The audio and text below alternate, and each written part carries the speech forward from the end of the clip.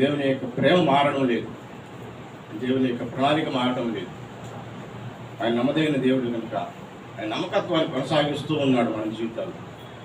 అయితే అంత గొప్ప నమ్మకత్వం కలిగిన దేవుడిలో మనం ఎలా ఉన్నాము, మన ఆత్మీయ స్థితి ఎలా ఉన్నది, ప్రభువును మనం ఎలా చేస్తున్నాం, ఆరాధిస్తున్నాం అని మనం జ్ఞాపకం చేసుకొని దేవుడిచ్చిన సమయాన్ని బట్టి ఆయన ఆరాధించి ఘనపరిచి పూజించి కృతజ్ఞత చెల్లించి బద్దులమై ఉన్నాం.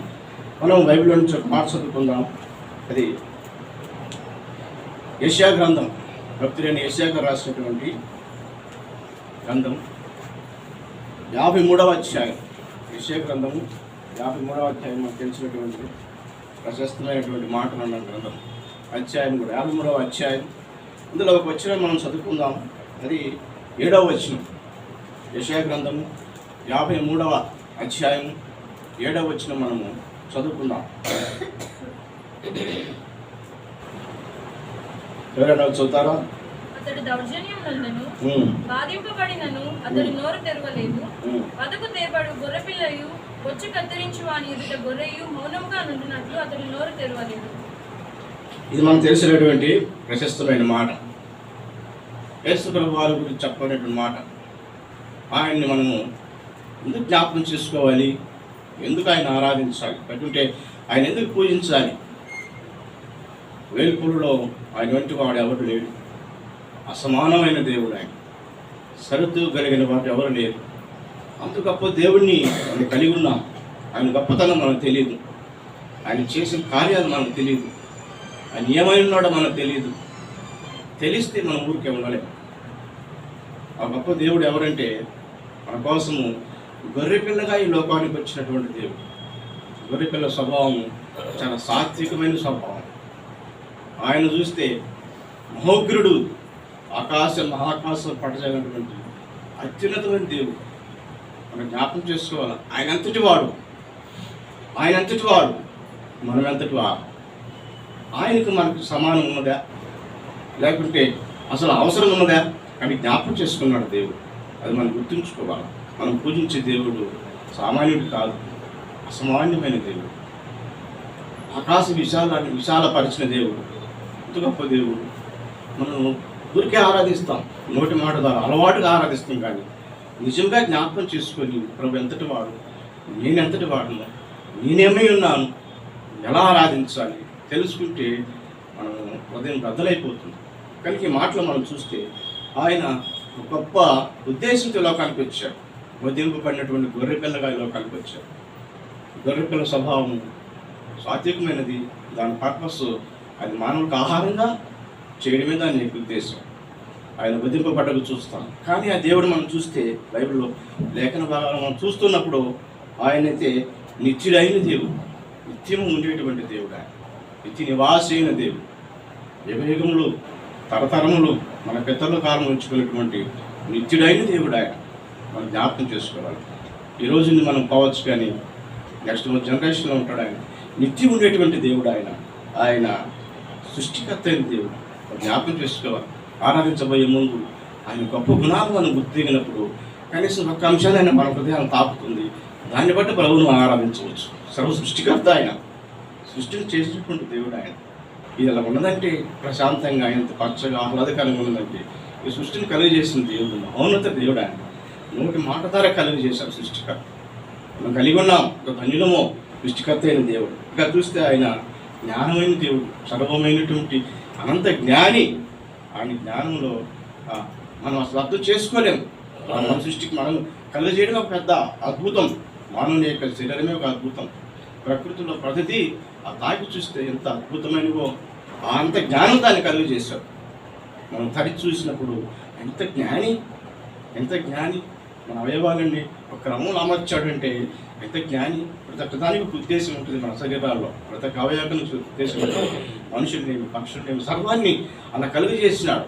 అంత జ్ఞానం కలిగిన దేవుడు ఆయన. సర్వాంతర్యామైన దేవుడు. మనం జ్ఞాపకం చూసుకోవాలి. సర్వాంతర్యాలు అంతటా ఉన్నాడు. మనం ఇక్కడ ఆరాధిస్తున్నాం. అమెరికాలో ఆరాధిస్తారు, ఆస్ట్రేలియా ఆరాధిస్తారు, తర్వాత కెనడాలో ఆరాధిస్తారు. ఎక్కడ పోయినా ఆయన సర్వాంతర్యమైన దేవుడు, ఆత్మస్వరూపమైన దేవుడు. ఆయన ఆరాధించబోతున్నాము కదా. ఎంత గొప్ప దేవుడు. ఇంకా చూస్తే ఆయన సర్వశక్తిమంతుడైన దేవుడు అని మనం బైబిల్ రాయబడి, సర్వశక్తిమంతుడు, ఆయన శక్తి మైటీ గాడ్ అంట. It's a mighty God.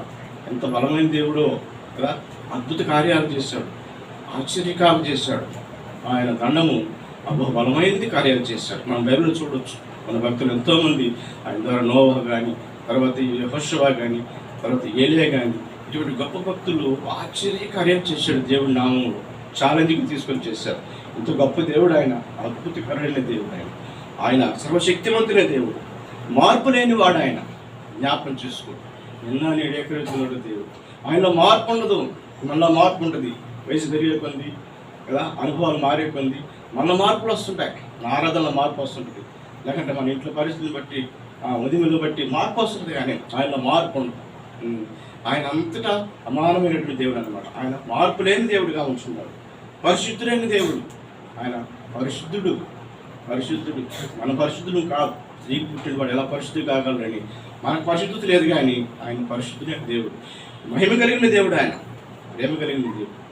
నేను చెప్పినటువంటి సకల సద్గుణ సంపూర్ణుడైనటువంటి దేవుడు ఈ లోకానికి వచ్చాడు కదా. ఈ లోకానికి వచ్చాడు ఆయన. ఎందుకోసం అంటే గొర్రె పిల్లగా ఈ లోకానికి వచ్చాడు. ఒక ఉద్దేశంతో ఈ లోకానికి వచ్చాడు ఆయన. జ్ఞాపకం చేసుకోవాలి. గొర్రె పిల్ల ఉద్దేశం విధించబడటం, ఇతరులకు ఆహారం కావడం ఉద్దేశం అంతే. కానీ దేవుడు ఆ ప్రత్యేకమైన ఉద్దేశంతో లోకానికి వచ్చాడు, వధించబడ్డాడు. ఇప్పుడు చూస్తే మనం ఆయన నిర్దోషమైన గొర్రె పిల్లగా వచ్చే ఈ లోకానికి. ఆయన ఏ దోషం లేదు, ఆయన ఏ కపటం లేదు, ఏ పాపం లేదు. అటువంటి దేవుడు లోకానికి వచ్చాడు. ఎందుకు వచ్చాడు మనకు తెలుసు. ఎందుకంటే సర్వపాప పరిహారం రక్త ప్రోక్షణ కోసం అన్నాం. సో మనం ఆ పాప పరిహారం కావాలంటే రక్త ప్రోక్షణ చేయడం కోసం ఆయన లోకానికి వచ్చాడు. రక్త ప్రోక్షణ చేయడానికి కోసం వేసుకొని వచ్చాడు. మనం జ్ఞాపకం చేసుకోవాలి. ఆరాధించబోయే దేవుడు ఎంతటి వాడు, ఎన్ని గుణాలు కలిగిన దేవుడు. అటువంటి దేవుడిని మనం ఆరాధించాలంటే కనీసం ఒక గుణమైన మనం అలవర్చుకోగలిగితే ఆయనతో మనం మోకరించి ఆయన ఆరాధించగలం. చూస్తే అక్కడ ఆయన మన కొరకు బలైన దేవుడు కదా. ఆయన బలైన దేవుడు అన్నమాట. చూస్తే వచ్చినదే ఉంటుంది. ఆయన బలిగా అర్పణగా ఈ లోకానికి వచ్చిన దేవుడు. ఇంత గొప్ప దేవుడు. వచ్చిన చదువుతాం మనం. ఎఫెసీ రాసిన పత్రిక 5వ అధ్యాయం 2వ వచనం చూస్తే ఆయన ఏ ఉద్దేశంతో ఇచ్చాడు, ఎందుకు గొర్రెపిల్లగా రావాల్సిన అవసరం అంటే ఒక వచ్చిన చదువుతాం. ఎఫెసీ రాసిన పత్రిక 5వ అధ్యాయం 2వ వచనం. పరిమళ వాసనగా ఉండుటకు మన కొరకు తను తాను దేవునికి అర్పణముగాను బలిగాను అప్పగించుకొనెను. అలాగుననే మీరును ప్రేమ కలిగి నడుచుకొనుడి. ఆయన అర్పణగాను బలిగాను అర్పించుకున్నాడు. అర్పణ కానుక అయిపోయినాడు, మనకు అర్పణ అయిపోయినాడు, బలి అయిపోయిన దేవుడు కదా. ఆయన బలి కావాల్సిన అవసరం ఏముంది? ఇది పెద్ద వృత్తాంతం మనకు తెలుసు. ఎందుకంటే ఆదిలో మన యొక్క పితరులు పోగొట్టుకున్నారు. ఆధిక్యతను పోగొట్టుకొని దేవుడికి దూరస్తులై ఆయన స్వాస్థ్యాన్ని పోగొట్టుకొని ఆయన ప్రేమను సావాసాన్ని పోగొట్టుకున్నారు. కనుక ఈ బంధాన్ని కలపడం కోసం శివిగా ఆయన ఈ లోకానికి ఆ బంధాన్ని కలపడం కోసం వచ్చాడు. తండ్రితో ఆ యొక్క ఆదాము తన సంతానం తరతరాలు వేల తరాలన్నీ కూడా దేవుడు దూరమైపోయింది. కనుక ఆ తరాలను మళ్ళా ఆయన కలవడం కోసం, దేవుడు తన సవాసాన్ని కలపడం కోసం ఆ దేవాదేవుడు గుర్రపిల్లగా తగ్గించుకునేవాడుగా మానవ స్వరూపం ధరించి ఈ లోకానికి వచ్చిన దేవుడు అంటున్నాడు. జ్ఞాపకం చేసుకోవాలి. అంత మహోన్నత దేవుడు, ఎక్కడ అన్ని గుణాలు కలిగిన దేవుడు గొర్రెపిల్లకి లోకానికి వచ్చాడు. ఎందుకంటే ఆయన మహిమ కలిగిన దేవుడు కనుక మహిమ రూపంలో సూర్యుడికి మించిన తేజస్సు లోకానికి వచ్చే మనం ఆయన చూడలేదు. మన శరీరాలు నశించి పచ్చిపోతాయి కనుక ఆయన ఈ లోకానికి అటువంటి గొప్ప ఉద్దేశంతో ఈ లోకానికి వచ్చాడు. ఆయన ఏం చేశాడు? గొర్రెపిల్లకి వచ్చి బలి అయినాడు, అర్పణగాను బలిగాను అర్పించుకున్నాడు. అంత మాత్రమే కాదండి, ఆరాధించడానికి మనకు చాలా అంశాలు ఉన్నాయి. కనీసం 2-3 అంశాలు చూసుకొని మనం ప్రభువును ఆరాధిస్తాం, వినపడతాం. ఇప్పుడు చూస్తే వచ్చిన రాయబడిన దగ్గర మనం చూద్దాము. మత్తయి శుభవార్త 20వ అధ్యాయం 28వ వచనంలో మాట అయిపోతుంది. మనం ఏం చేయాలి? ఆయన మనకి ఏం చేశాడు? ఆ దేవుడు మళ్ళీగా అర్పించబడడం కాకుండా మనం ఆరాధించడానికి ఆయన ఏమై ఉన్నాడో చూస్తాము. మత్తయి శుభవార్త 20వ అధ్యాయం 28వ వచనం. అలాగే మనిషి కుమారుడు పరిచారము చేయించుకున్నటకు రాలేదు గాని పరిచారము చేయుటకును అనేకులకు ప్రతిగా విమోచన క్రయదముగా తన ప్రాణము ఇచ్చుటకును వచ్చనని చెప్పాను. అది ఆయన ఎందుకు వచ్చాడంటే విమోచన క్రయదముగా ఇలా కనిపించాడు. అనగా మనం విమోచించడం కోసం వచ్చాడు. విమోచన అంటే రెడీమర్ అంట. రెడీమ్ అంటే ఒక పెద్ద ఆపద నుంచి, ఒక రుణాల నుంచి, పెద్ద గండం నుంచి తప్పించడం, అది విమోచన అంటాం. ఆయన అటువంటి విమోచన కార్యం చేశాడు. విమోచించుకొని ఉంటే, మన ఆ పాప భారంలో ఉంటే, ఆ యొక్క శాపంలో ఉంటే, ఆ బంధకాల్లో ఉంటే ఏమవుతుంది పరిస్థితి జ్ఞాపకం చేసుకుని ఆయన విమోచన క్రయదనంగా విమోచించడానికి వీళ్ళకి వచ్చిన గొర్రెపిల్ల. ఆయన మామూలు గొర్రెపిల్లగా మనం గొర్రెపిల్ల అనుకుంటున్నాం కానీ ఆయన ఒక ఉద్దేశం తెచ్చాడు. విమోచించడానికి, మనం విడిపించడానికి, తప్పించడానికి వచ్చిన యేసు ప్రభువా నువ్వు జ్ఞాపకం చేసుకుందాం. నువ్వు విడిపించబడ్డావా? నేను విడిపించబడ్డానా? నిజంగా విడిపించబడ్డావా? మనం బంధకాల నుంచి, ఈ లోకంలో ఉన్న మాలిన్యం నుంచి, లేకుంటే దేవునికి వేరే జీవించేటువంటి జీవితాన్ని నుంచి విమోచించబడితే మన ఊరికే ఉండలేము. దేవుడిని వ్యక్తి ఆరాధిస్తాం. అవును ప్రభా, నేను నిజంగా ఈ లోకంలో నీ కోసం జీవించడానికి ఈ లోకం నుంచి వేరైనా విమోచించబడ్డాడని మనం దేవుని ఆరాధించవచ్చు. ఆ గొర్రెపిల్ల ఏం చేసిందంటే మనం విమోచించింది, లేకుంటే లోకం నుంచి వేరు చేసింది, క్రయధనంగా ఆయన చెల్లించిన ఆ క్రయానికి ఆయన మనం స్తుతించాలి, గణపరచాలి. తర్వాత ఆ గొర్రెపిల్ల ఏమైందో చూద్దాం. వచ్చిన మన దగ్గర రోమా పత్రికలో నుంచి మాట చూద్దాం. రోమా పత్రిక అపోస్తలుడైన పౌలు గారు రోమీయులకు రాసిన పత్రిక 5వ అధ్యాయం 10వ వచనంలో మాట ఉంది. ఎందుకు ఆయన పస్కా బలి పశువు ఎలా కనిపించాడంటే చదవండి. రోమీయులకు రాసిన పత్రిక 5వ అధ్యాయం 10వ వచనం. ఎలయనగా శత్రువులమై ఉండగా ఆయన కుమారుని మరణము ద్వారా మనం దేవునితో సమాధానపరచబడిన ఎడల సమాధానపరచబడిన వారమై ఆయన జీవించుట చేత మరి నిశ్చయముగా రక్షింపబడదును. అది చాలు. ఇక్కడ ఆయన ఏం చేశాడంటే సమాధానపరచబడ్డాడు. ఆయన సమాధానపరిచాడు మన ప్రభుత్వం. మనకు సమాధానం లేదు. సమాధానం అంటే ఒక వ్యక్తి కోపాన్ని, ఉగ్రతను తప్పించడం, అప్పీల్ చేయడం అంటాం. అప్పీల్ చేయడం ఆయన్ని సమాధానపరచడం. ఎలా సమాధానపరచగలము? ఆయనతో మనకు అగాధమైన ఉంది, అగాధం ఉంది, శత్రుత్వం ఉంది, వైరం ఉంది. మనకి ఆ అగాధాన్ని, వైరాన్ని, శత్రుత్వాన్ని దేవాతి దేవుడు కుమారుడు ద్వారా కూర్చివేశాడు. ఆయనతో సమాధానపరిచిన సమాధానం లేదు మనకు ప్రభుత్వం. ఎందుకంటే ఆయన పరిశుద్ధుడు, లేకుంటే ఆయన గొప్ప దేవాతి దేవుడు. మన పాపంలో ఉన్నవారు, మన పాపం చేసి తరతరం మనకు ఆ సంక్రమించిన పాపంతో ఆయనకి మనకి సంబంధమే లేదు. పైన ఎప్పుడు తెగిపోయిందన్నమాట సంబంధాన్ని. కానీ ఆ సంబంధాన్ని కలపడానికి ఆయన సమాధానపరిచి ఆయన కృపకు పాత్రలు చేయడం కోసం యేసుకు వేలో కనిపించినాడు. జ్ఞాపకం చేసుకున్నాం. గొర్రెపిల్ల ఏం చేసిందంటే సమాధానపరిచింది. మనం తండ్రితో మనకి సంబంధాన్ని మళ్ళీ పునరుద్ధరించింది. సంబంధాన్ని కలిపిన దేవుడు గొర్రెపిల్ల కొడతాం. జ్ఞాపకం చేసుకో. సంబంధం ఉందా తండ్రితో? నీకు నాకు సంబంధం ఉందా? మనం జ్ఞాపకం చేసుకుందాం. సంబంధం ఉంటే మనం నిత్యము కృతజ్ఞత చెల్లిస్తాం, నిత్య ఆనందంతో ఉంటాం, నిత్యమైనటువంటి వెలుగుతూ ఉంటాం, నవ్వుతూ ఉంటాం ఎప్పుడు ప్రభుత్వం. ఆ సంబంధం లేకుండా కానీ లోకంలో అట్లా లోకంలో పోతూ ఉంటే, దేవునితో సంబంధం లేకుంటే చీకటమయంగా ఉంటాం. చీకటమయంతో మనం జీవిస్తూ ఉంటాం. జ్ఞాపకం చేసుకుంటాం. మనల్ని ఆయన ఏం చేశారంటే సమాధానపరిచినాడు తండ్రితో. అది గొప్ప బంధం. ఎవరు చేయలేని కార్యం అది. అక్కడ అడిగినారంట, పరలోకంలో సభ జరిగింది. ఎవరు పోతారంటే ఎవరు ముందుకు రాలేదు, కానీ కుమారుడు ఇచ్చాడు. నేను వెళ్తానని చెప్పి ఆ కుమారుడిలో కనిపించాడు. తండ్రితో సమాధానం పరచడానికి ఆయన ఒక్కడే యోగ్యుడు, ఆయనే శ్రేష్ఠుడు. ఎందుకంటే ఆ గొప్ప కార్యం చేయడము భయంకరమైన కార్యం అది చేయడానికి తండ్రి అయిన దేవునికి ఆయన చెప్పి ఇలా కనిపించినట్టు మనం చెప్పుకుంటాడు. కనుక ఆ సమాధానపరిచినాడు ఆ గొర్రెపిల్ల. జ్ఞాపకం చేసుకో. నేను సమాధానం అనుభవం ఉంటే దేవుని ఆరాధించు. తర్వాత గొర్రెపిల్ల ఎందుకు వచ్చే లోకానికి ఉంటే ఒక మాట చూద్దాం మనము. ఎఫ్ఎస్సీ రాసిన పత్రిక 1వ అధ్యాయము 7వ వచనం. 1వ అధ్యాయము 7వ వచనం. ఎఫ్ఎస్సీ రాసిన పత్రిక 1వ అధ్యాయం 7వ వచనం. దేవుని కృపా మహదైశ్వర్యమును బట్టి ఆ ప్రియుని యందు ఆయన రక్తము వలన మనకు విమోచనము, అనగా మన అపరాధములకు క్షమాపణ మనకు కలిగి ఉన్నది. చూస్తే మన పాప క్షమాపణ పొందినాం. పాపాలు క్షమించబడ్డాం కదా. మనకు ఎన్నో పాపాలు కదా. అసలు పాపం ఏం చేయలేదు అనడానికి లేదు. నిత్యమైనటువంటి శరీరంతో ఉన్నామంటే, ఈ శరీరంతో ఉన్నామంటే పాపమే. మా భక్తులు అంటారు కదా, నా తల్లి గర్భంలోనే నన్ను పాపంలో కనదండి. కాబట్టి మనం గర్భంలో ఉన్నప్పుడే పాపం, ఏదో పాపం లేదు అనడానికి లేదన్నమాట. అటువంటి స్థితి నుంచి మనల్ని పాప క్షమాపణ మనం పొందినాం. లేకుంటే మనం ఆ గొర్రెపిల్ల ఏం చేసిందంటే పాప క్షమాపణ మనకు కలిగించింది. మనం జ్ఞాపకం చేసుకోవాలి. మనం విమోచించబడ్డాం. లేకుంటే ఆ పాప క్షమాపణ మనం పొందినాం. మన పాపాలు క్షమించబడ్డాయి. ఈ లోకంలో ఎవరికి ఉంది అధికారము? దేవునికే ఉంది. పాపాలు క్షమించిన భూమిపైన ఎవరికి ఉంది అధికారము? యేసు వారికే ఉంది. ఎవరికి లేదు. పాపాలు తీసివేయలేరు. అప్పుడు రుణమాఫీ చేయొచ్చు, లేకుంటే ఇంకేం తీసివేయచ్చు, బరువు దించవచ్చు. కానీ పాపాలు క్షమించబెట్టి గొప్ప కార్యం అది యేసుప్రభువే చేయగలరు. ఎలా చేయగలంటే ఆ రక్తం కార్చి సులువు కార్యం ద్వారా ఆ పని చేశాడు. జ్ఞాపకం చేసుకుందాం, గొర్రెపిల్ల ఏం చేసింది ఇక్కడ? ఆ పాప క్షమాపణ మనకు కలిగించింది. మన పాపాలను క్షమించడానికి బలి అయిపోయిన గొర్రెపిల్ల, అదే యేసు ప్రభువుగా చెప్పబడుతుంది. కనుక మనము ఆరాధించడానికి జ్ఞాపకం చేసుకుందాం, మన పాపాలు క్షమించబడ్డాయా? మన పాపాలు క్షమించబడ్డాయా?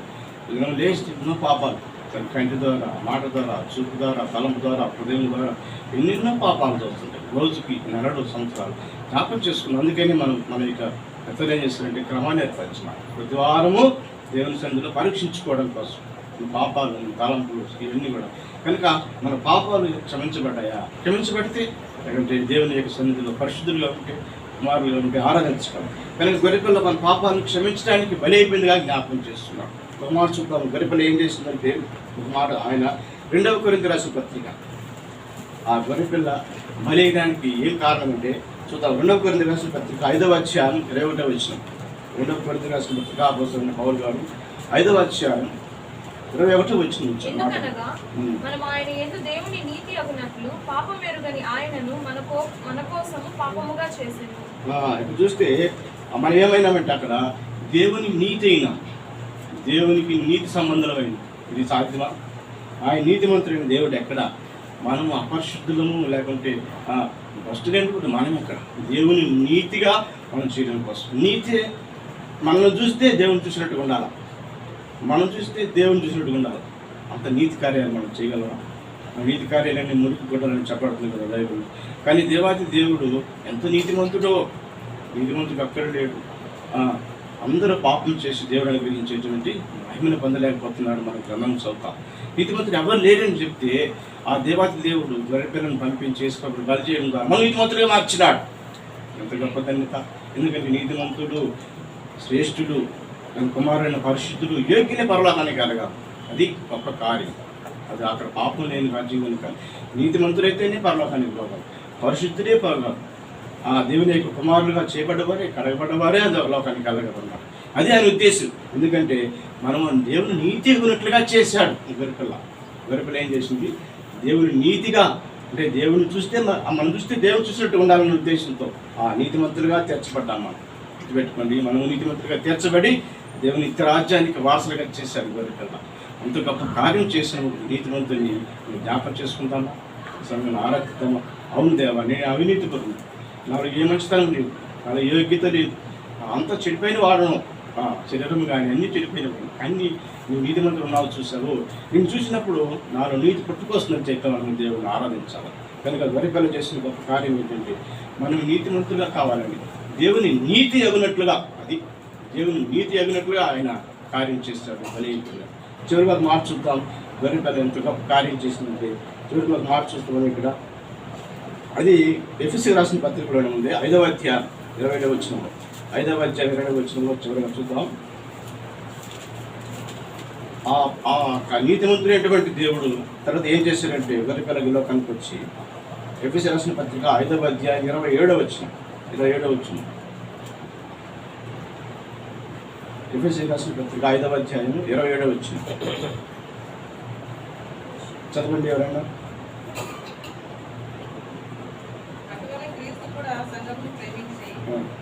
అది కలంకమైనను అర్థమైనను అతిథి మరి ఏదైనా లేక పరిశుద్ధమైనది గాను నిర్దోషమైనది గాను మహిమగల సంఘం గాను తన ఎదుట దాన్ని నిలబెట్టుకోవాలని వాక్యంతో ఉదక స్నానం చేత దాన్ని పవిత్రపరిచి పరిశుద్ధపరచటకై దాని కొరకు తాను అప్పగించుకోలేను.